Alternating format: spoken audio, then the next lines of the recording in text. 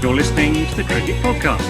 Hello, everyone, and welcome to the Cricket Podcast, where we're going to be talking about the Border Gavaskar Trophy, the big one. Cricket's two heavyweights going up against each other in a four-match series in India. We'll also talk a little bit about the Women's T20 World Cup, and there is an extended Any Other Business with lots of small pieces of news that we haven't done much research into.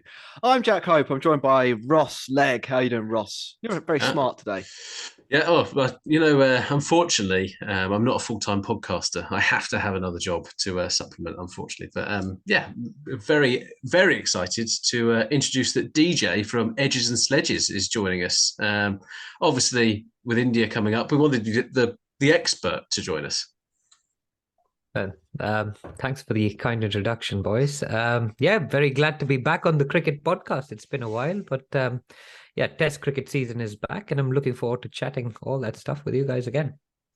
I like that, Ross. It was like a circular introduction. Like I was starting an office meeting with a check-in or something like that. You know, it's like we're trying to professionalize the podcast. I'm wearing a shirt. We've got new sponsors. We've got a new network, and we've got old friends returning. What a start! Speaking of, Ross, and let's get this out of the way early. We've got big news, haven't we? What is the big news? Well, newsflash, gentlemen. Valentine's Day is almost here. And by the grace of Cupid, our friends at Manscaped are coming with the best tools to get your boys downstairs ready for the special occasion. I'd like to propose making February 13th, the day before Valentine's Day, National Shave Your Balls Day. Who's with me? Get lucky this Valentine's Day and join the 7 million men worldwide who trust Manscaped, the leaders in below-the-waist grooming, with exclusive offer for us. Go to manscaped.com, use the code TheCricketPod for 20% off plus free shipping. It's a great offer and it's a great product. We've tested the product, so this is coming from personal experience. Ross, I was thinking about what to say for this ad.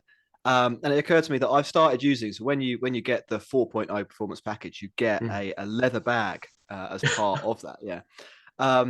And that leather bag is actually really good quality. It's my gym bag now. I take it, not just my gym bag, it goes in my gym bag with like my shampoo and stuff in. Take it. And it's top. And it occurred to me, you know, when you're dealing with something precious, it's the little details that you have to pay attention to know that the product overall is good quality. And so I think, you know, my anecdote there about the small leather bag that goes in my gym bag that I take to the gym for my shampoo being good quality is indicative of a good quality product overall. And here's what you need to know once more. Get 20% off and free shipping with the code TheCricketPod at manscaped.com. That's 20% off with free shipping at manscaped.com using the code TheCricketPod. Join Cupid and shoot your arrow with Manscaped this Valentine's Day. That's a good way to start a show. That is. I enjoyed you using an analogy about a leather bag, about your own personal leather bag downstairs. So we're nicely done. DJ, can we get onto the cricket? I think because we've talked enough about balls. I was really enjoying that, guys. So that was really well done. Well, good when stuff. You join a professional podcast like this, DJ, it's the least we can expect, right? Next 2 months, tune in, and we'll be doing that on every show. So you know, we're going to get our money's worth out of those ads. Cricket. We'll do the Border Gavaskar Trophy up front, shall we, boys? I mean, that seems like it's the big news in cricket, and they say that you should lead with the big series, big stories, big story. So it's the same thing in this case, isn't it? Yeah. It's a 4-test series going around India, Nagpur, Delhi, Dharamshala. I think that's how you say it. DJ can correct me if I'm wrong. And Ahmedabad. Ross, where do you want to start? First and foremost, there's a lot of chatter that this is a bigger series than the Ashes. I mean, we need to come out straight. I like this, yeah. It's obviously not true. Fundamentally, if it was that big, you'd play a 5-match test series like proper people, wouldn't you? So let's just shoot that one both kneecaps to get started. How about that? Okay. Didn't Steve Smith say today that he would rather win in India than... I'm seeing right through that. You know that because Steve Smith's trying to get himself an IPL replacement gig. That's what he's doing. It's also one of those things, isn't it? It's like, you know, I would rather be a billionaire than promoted. But one of them is a possibility and one of them not. It's not a possibility, isn't it? That's sort of my take on it. I'm tipping my prediction a little bit early there, maybe. Should we start with some team news? Ross, I think so. Yeah, Australia. Where do you want to go? Let's do the away team first. As challengers, are they challengers? I don't know how it works. I guess in the Border Gavaskar Trophy, they are challengers, aren't they? So, what do you know about Australia? Well, I think they're taking they've probably got the strongest Aussie team going for a little while. However, there are some pretty serious injuries that are depleting their bowling stocks. But let's start with the batting. They've obviously got Dave Warner, Uzi Khawaja, who's come off the back of an incredible 2022, won the Shane Warne award. Putting those two words together is tight. But if you're a fan of the pop idol singer Shane Warne, then maybe you also won that. Steve Smith, obviously the best batter on the planet in Test cricket. Marnus Labuschagne, probably a close second or third, and Travis Head, who has again had the last couple of years of being pretty much impeccable. But that's when the questions start to come in. Obviously, Alex Carey is a little bit untested in kind of this environment. And is he going to be a brilliant player in India? And then bowling wise, they've got Pat Cummins, who obviously captain fantastic, but Hazelwood and Stark both out of the first test. Scotty Boland, who is Joe Root's rabbit. Oh, no, the other way around, who has Joe Root as a rabbit. Yeah. Is likely to play. And then they've got the spinner conundrum, haven't they, really, with Nathan Lyon, who's obviously a top 5 spinner of all time. And then you've got Michael Schwepson, Ashton Agar, and a guy called Todd to bring home the triumvirate to choose from. So, they've also got a bloke called Lance, who bowls really quickly, but is very unlikely to play. Yeah, I like the idea of Lance. I don't think there are enough Lances in cricket. In general, since like Klusner was the last one, pretty good Lance. Good Lance. Yeah, so if history repeats itself, that would be good. We'll get into some of that in a bit more detail. DJ, can you do the same roughly for India? Where do they stand right now, team wise? An embarrassment of riches, as is common. Both these teams actually have won 4 out of their last 5 Test matches. India only having lost the last in the Bazball continuation series, let's call it. Speaking of, I mean, we should probably just address the Ashes versus Border Gavaskar problem. Honestly, I mean, I think the Ashes are older. Let's give them that. But this is definitely more competitive. I mean, both sides compete in both countries. And off late, India have actually won going down under, which is pretty good. The Ashes, Australia are good when they come to England, mostly. But England haven't done themselves any favors in the last decade.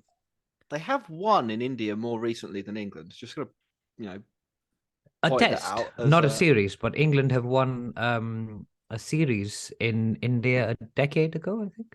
Yeah, I think it was about the same time we might have beaten Australia as well. You guys were good. Anyway, coming back to it. Australia are looking pretty good. India have won their last series that they played, which they probably shouldn't have won in Bangladesh with that test match with Ashwin and Iyer sneaking home. But the injuries on both sides again. Iyer, for one, is out. Your favorite ball eater is back from marriage duties. So KL Rahul will be back. The question for India is, does he, being captain in the last test match, does that mean you get an automatic inclusion in this test match, given Shubman Gill has scored a double 100, 200s, and India's highest T20 score? Does he bat at 5 instead of opening the batting? And if he bats at 5, do you keep Surya Kumar Yadav out, who till about 2 weeks ago we were saying should be nowhere near Test cricket? But with Iyer going out, he's actually the closest replacement India have to Iyer. That's all going on with the batting. Mm-hmm. The two guys in the middle of that are the 3 guys are Rohit, who's missed, I think, 8 out of the last 10 Test matches. So this is his first kind of real test as a captain in India. He's had massive fitness issues. He missed the 5th Test match against England as well. So he's had lots of problems, COVID, injury, etc., etc. But he should be back. He's a good player of spin, which will be key. He also did well in the first bit of the England series. He scored his first overseas ton and things. He was really coming together as an opener. Pujara's back in the fold, so the poo part of Purane is back. so Puji is back. He's the highest active run scorer against Australia from an Indian perspective. He scored more runs than Kohli. King's going to bat 4. I'm not even going to bother to discuss that because he's just going to bat 4, and if he scores runs, good. If he doesn't score runs, next time. 5 for me should be Sky, because I don't think Rahul should come back in. I think Gill should open the batting, given his form with Rohit. And then that we've got the wicket keeping problem, which is Bharat. You've got KS Bharat, you've got Ishan Kishan, and you've got maybe KL Rahul who can don the gloves, but it'll be a bit of a joke if he's asked to keep in a test match and bat 6. So for me, Bharat should play. He's the understudy to Pant. Obviously, Pant is still out with his accident and all of that, which is really sad. But so I think Bharat would slot in. He kept, if you remember, in a New Zealand test match last year sometime when Pant was injured. So that's top 6. Jadeja's back. He took a 7 for the other day. Pretty good. And then the question is, there was chat about playing 4 spinners, which I particularly enjoyed. Ravi Shastri said the ball should turn from the day before the test match or something like that. It's just great because honestly, this is just mind games. No one's going to play 4 spinners, but it's so good that it's just being reported everywhere. We're going to play 4 spinners. That leaves 1 spot for a quick. Which is ridiculous. They're going to play 2 quicks. It's going to be Shami and Siraj, and then it'll be Jadeja, Ashwin, and it's a toss-up between Akshar and Kuldeep, I think, which tells you everything, because if you're keeping a guy out how much is Akshar average? 13 3. test cricket? According to some people on our according to some people on our Twitter and our Patreon, he's a generational talent who doesn't actually travel outside of India. Okay, I hope they're paying a lot to be on your Patreon. But anyway, that's the question. Does Kuldeep play? Does a left-arm wrist spinner play instead of Akshar? Yeah. I mean, I think that would be the interesting call from the point of view of how India line up. I cannot believe that they would drop Akshar after his start to his career in India. And we'll maybe do we'll do a bit of a pitch watch in a minute, but I want to talk about the cricket before we get there. You would presume though that the pitches will be roughly similar to how they have been in India for the last couple of years, in which case you have virtually the perfect bowler, a guy who literally doesn't know whether it's going to spin himself, is incredibly accurate, quite quick. He's like the perfect... it comes from a different angle as well. He's a different bowler to Jadeja. As much as he's left arm, he offers something different. Yeah, he's the perfect bowler for recent conditions in India. I mean, I admire what Kuldeep has done in terms of resurrecting his career, but all joking aside, Akshar Patel in Indian conditions might actually be the best bowler in the world. And he bats as well. That last test match against Bangladesh, he batted 4. He went up the order, and without Pant, we've lost another left-hander. And if we don't play Kishan and we play Bharat, that I think is going to be another aspect with Jadeja, Akshar, all these guys being floated a little bit up and down the order. So I think batting ability will come into the picture as well. But it's not a straight shootout between Jadeja and Akshar. I think it's a shootout between Akshar and Kuldeep. And it's a long series. There'll be injuries. It's an interesting point you raised there around the right hand, left hand in the India lineup, because in the Australia lineup, you've got lots of left handers and you've got real threats on either side of the bat, right? Ashwin to the left handers, and to be fair to the right handers, because it's Ashwin, then Jadeja and Akshar to the right handers. But if you look at the bowling that is coming from Australia, actually, you probably want more right-handers than left-handers. Do you? I can't quite recall what Nathan Lyon's bowling average is like to right-handers. It's probably reasonably good. but I'm not going to be too worried about putting more left-handers in there to negate the effect of Schwepson likely playing or Ashton Agar. It's a different proposition. Yeah, I mean, it is. I think it's you've got you're right that line will spin it away from the left-handers, but it isn't as much of a threat almost because you've got so many righties. You're forgetting you've got Steve Smith, who started off life as a leg spinner. Very true. In an Very Ashes true. series. And Marnus Labuschagne, who will get wickets by being irritating. So I can see them coming on to bowl as well. And maybe you want the odd left-hander just to negate that, maybe. But they use Jadeja most likely in that role because it's a better bat than Akshar. But it would be good to have another one up your sleeve. I feel like if Labuschagne and Smith are bowling serious overs for Australia, India are going to be winning this series 4-0. Oh, you see, Joe Root took 5 for 8, which comes up pretty. Yeah, what was that? 4-1. It was. Yeah. If we move on, so that's team news. Move on. So there are a few key battles that I think Ross and I were highlighting on our WhatsApp group. We want to discuss a little bit. We've been talking lefties, righties from an India point of view. I think one of the areas where Australia could really be under pressure is the fact that they're likely going to be carrying 3 left-handers into it. Well, at least the first match of the series with Warner, with Uzi Khawaja, and probably Matt Renshaw for Chris Green, who every time Cameron Green, every single time. Who's just say green. Just say green from now on. Get rid of the C. They say he's 50-50 to play, but I'd imagine he won't if there's any risk at all. Being that he's sort of so valuable to their hopes beyond that. Khawaja, I'm not so worried about. Obviously Ashwin literally averages 19 against left-handers. Maybe the greatest bowler to left-handers of the last 50 years. Khawaja, though, is a very, very capable player of spin, averages 50 himself against off-spinners. So you'd think there might be a bit of a balance out there. Warner and Renshaw, though, you can't help but think are going to really struggle in this series, Ross. Yeah, well, if you look at what David Warner's done in the last, from the tours, etc., he's not got a very good record against Ashwin at all. And I think Ashwin is up there with Jimmy Anderson and Stuart Broad and people who have dismissed him most in Test matches. And that's not good. And he's definitely on the decline as David Warner, right? As Australia's premier opening batsman, I think it's probably fair to say that Usman Khawaja is actually a better name on the team sheet than David Warner is now. And I think going into this Test match.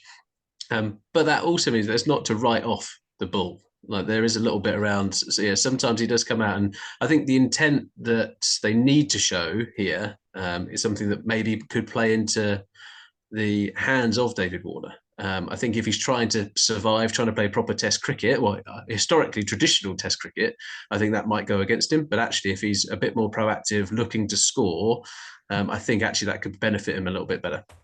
I think that's an interesting point of view. And if we, again, pitches are on the list, we're going to get there. But if we do see some lower scoring pitches, perhaps Warner with some IPL experience could do some damage, DJ.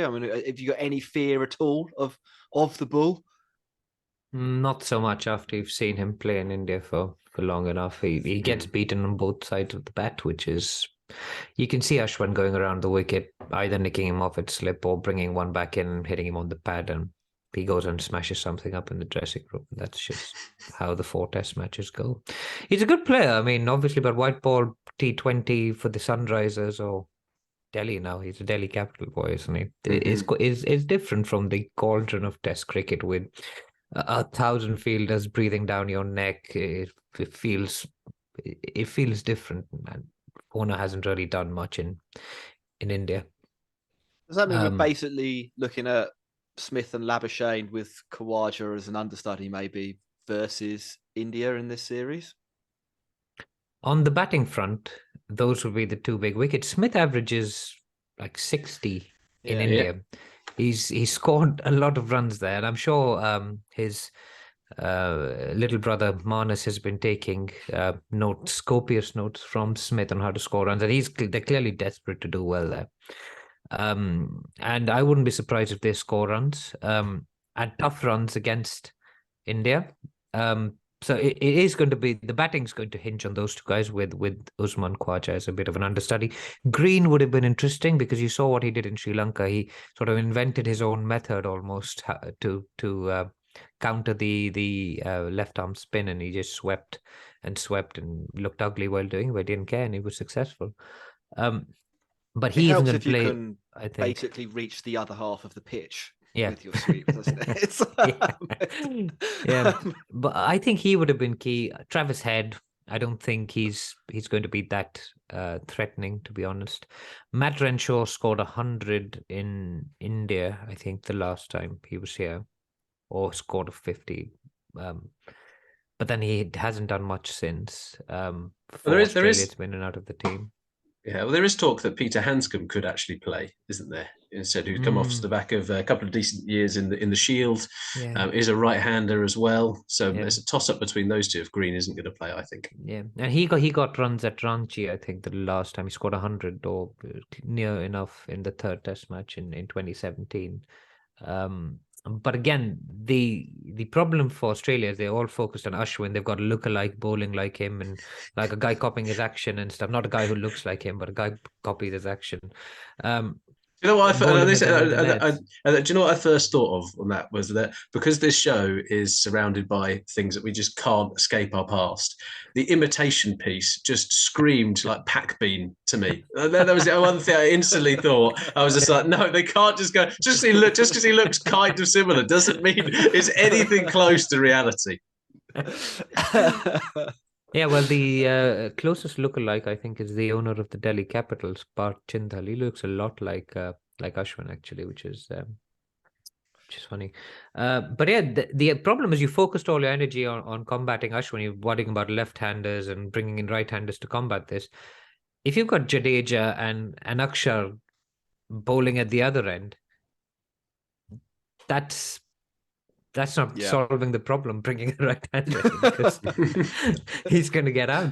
I mean, honestly, it's down to Smith and Labuschagne, to be honest. The rest, I think, just making up the numbers slightly, and I'm happy to be proven wrong. there we go. So it's 2 months India later, versus two men. Just get abused.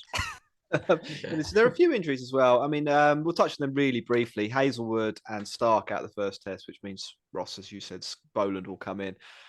Is he going to be much of a threat in India, do you reckon? I think he's got a decent record on kind of low pitches in was it Victoria where he played? I can't remember. But his record isn't bad. Again, is this Test series going to hinge on incredible performances from Scott Boland? I doubt it. But we also thought that for the Ashes, and that happened. And he also he also then ripped up other people. So I think,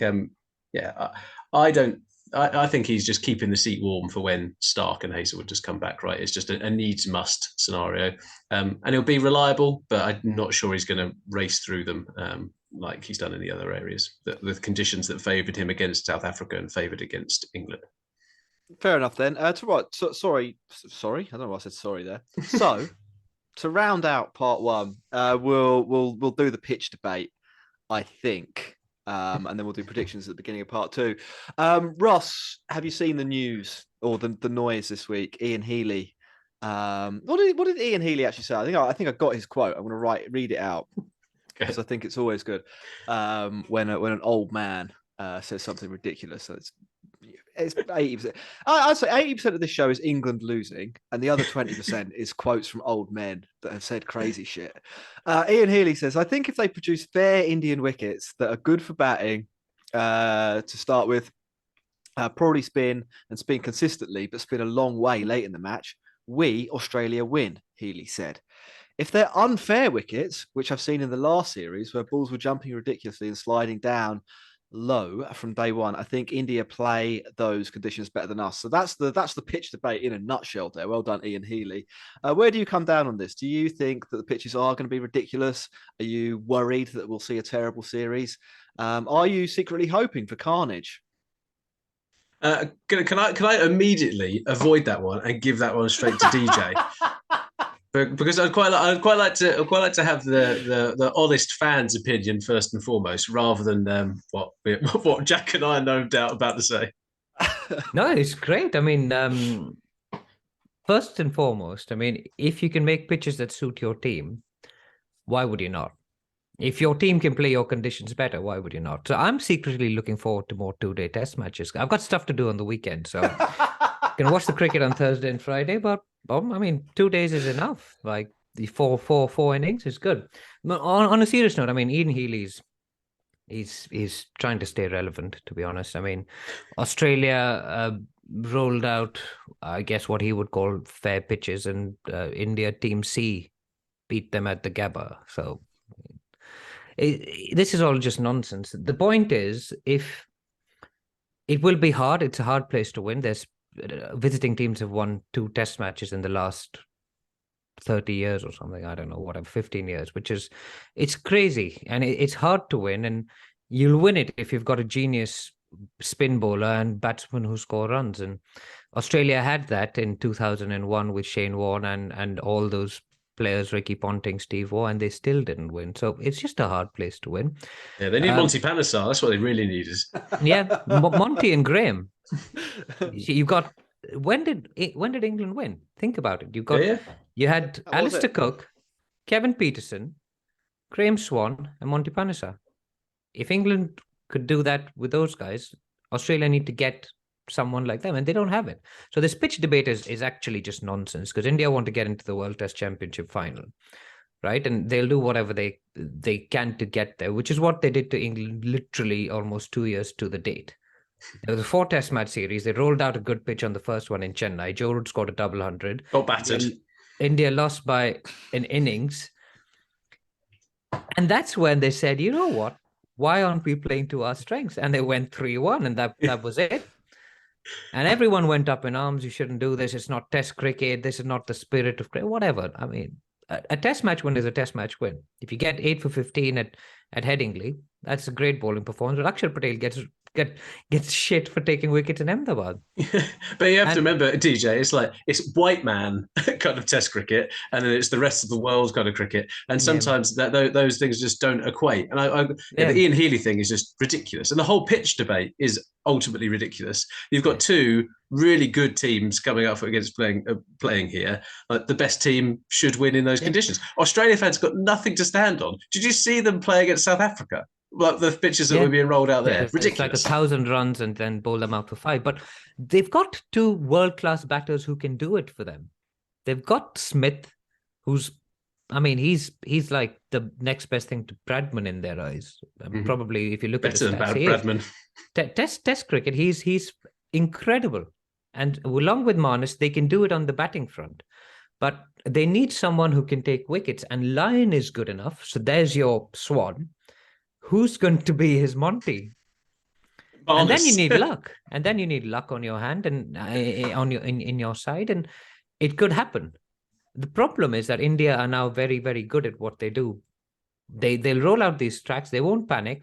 They'll score the runs when they have to, and then they'll wait and watch. I mean, England had their chances in the series that we saw 2 years ago when there was 100 from Pant in the last innings. England were ahead of the game at that stage.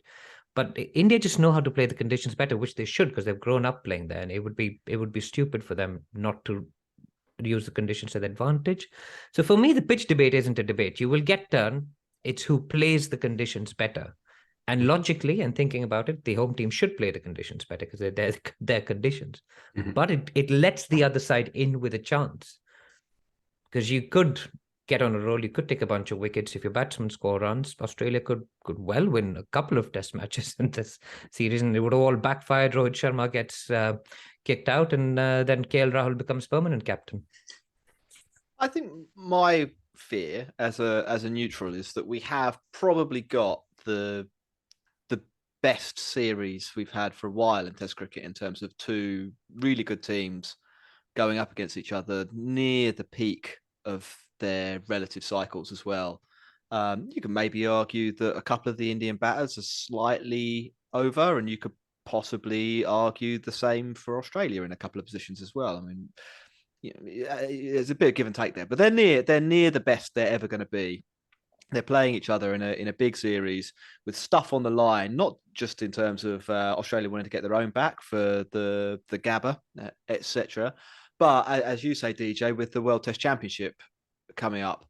Yeah. And my worry is that we'll see a couple of tests which are effectively non-events because only one side can go into the test with a realistic hope of victory. And look, I take the point. But the Australia point. did it for years. I mean, see you at the Gabba, mate, is literally encapsulating 3 decades of rolling out green pitches for the opposition on the first day they've landed. So I don't. I mean, I don't. Is just nonsense. I don't. I mean, I'm not defending Australia here. Certainly, I think they're probably equally as culpable when it comes to making their quite extreme conditions relative to other countries in the world even more extreme when they have to. I think it's a problem for Test cricket in general, though, and I've said this on this show a few times that a lot of matches happen which on paper should be good contests, but are effectively pointless contests. They're not. You know, instead of it being India at home should be a 60% favourite to win. The Aussies should be maybe 25 with the rest a draw, something along those lines. It's probably going to be more like 80% India, 15%. I think that's actually really high because the last time Australia came down, right? I think it was a 13 test match series that we'd had. It was 13 test matches in a row that India were playing at home. England had come down for 5. There was New Zealand, there was West Indies, there was someone else. Australia were at the end of that. And they won the first test, nearly won the test in Bangalore. It was a superb test match, which went down to the 4th day, last session, brain fades and all of that stuff. Ranchi was a draw. And then Dharmashala, it was a green pitch on which Kuldeep took wicket. So I think Australia actually get up for this contest and they will make more of a fight. I mean, I predicted 4-0 to India on my show, but that's just to rile up the fans. It's not going to be easy. These guys are number 1 in the world. They've won in Pakistan on absolute roads, it's quite hard to do as well because they've gone down the other way and said we're going to score 700. Wasn't that hard? Oh, you guys were okay. 3-0, Baz balled it.